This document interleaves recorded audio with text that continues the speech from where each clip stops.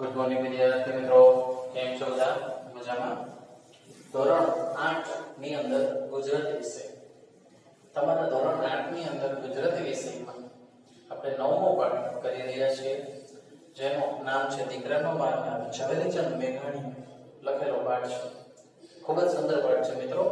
અહીંયા મંગોદર ખાનની દિલાવરી અને જે ચારણ છે એનાથી થયેલી ભૂલ એને માફ કરી દેવી, એની વીરતા અને એના ક્ષમા ભાવ એના દર્શન કરાવે છે.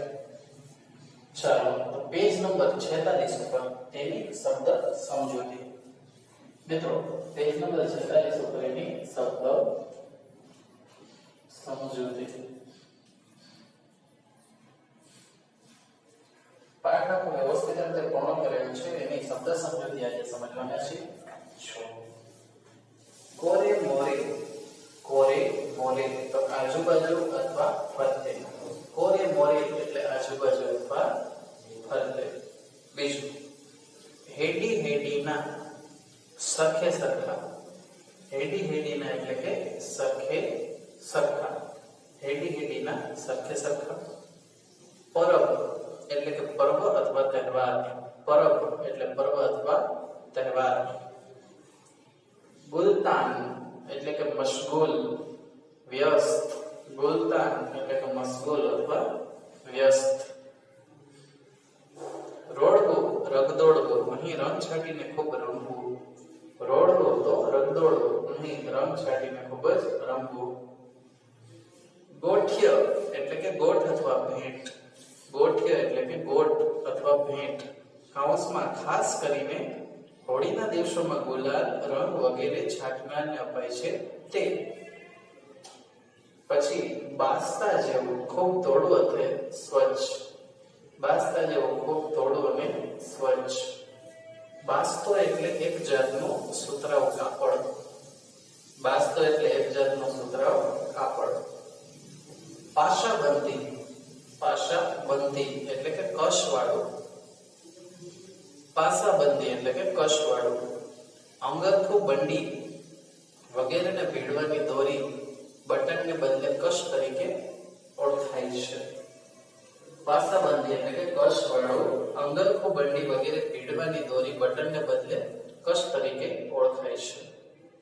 ડોરનું, બોરિયું અથવા બટન. ડોરનું, બોરિયું અથવા બટન. પછી છે બગસરા. અમરેલી જિલ્લાનું એક ગામ. બગસરા અમરેલી જિલ્લાનું એક ગામ. પછેડી, ઓઢવાની જાડી ચાદર. પછેડી, ઓઢવાની જાડી ચાદર. વહરુ, કદરૂપું. વહરુ, કદરૂપું. સોતો, સહિતનો, સાથેનો. સોતો, સહિતનો, સાથેનો. જાવા, મથામણ. જાવા તો મથામણ. જોખમાવું, જખમાવું અથવા ઘાયલ થવું. જોખમાવું, અહીં જખમાવું કે ઘાયલ થવું. હળી, દોટ.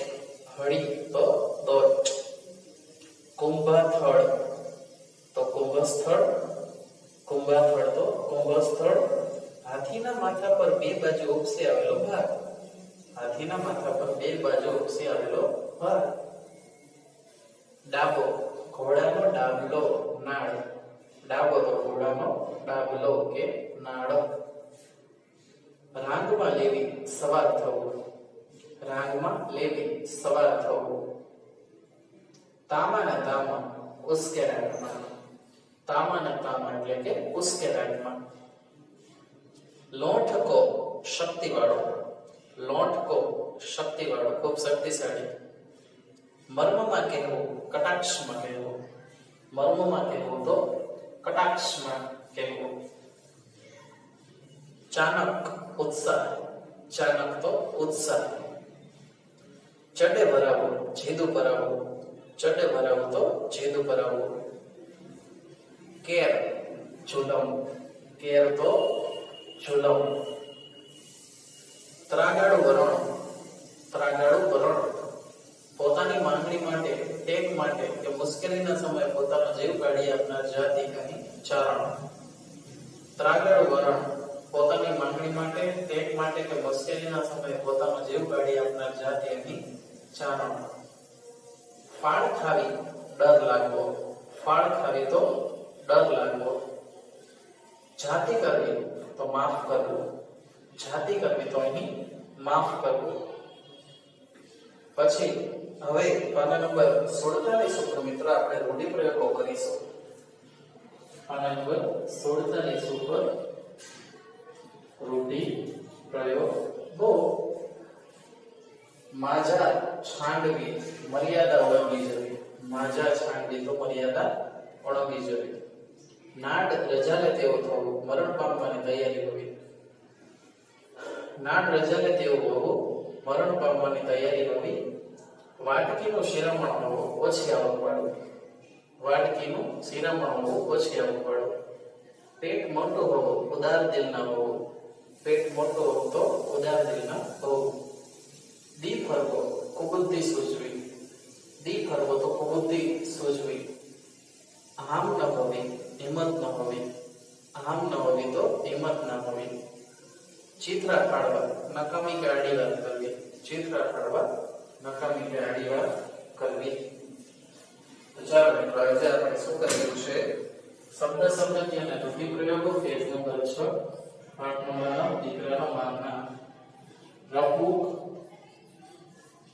અને પાકીબુક બંનેમાં એક વાર એટલે ટોટલ 2 વાર લખવાનું છે.